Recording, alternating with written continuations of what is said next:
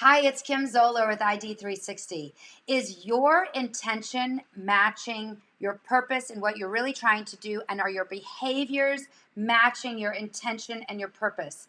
Cognitive dissonance is when we're doing something and saying something else or feeling something else, or when we believe one thing and yet we're seeing another.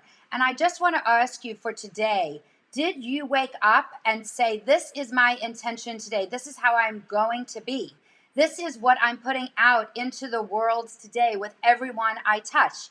Do we realize that every time we do something, we are doing it not only for ourselves, we are doing it for the people around you? Are you serving others? Are you serving yourself? Or are you a hamster running on one of those little wheels?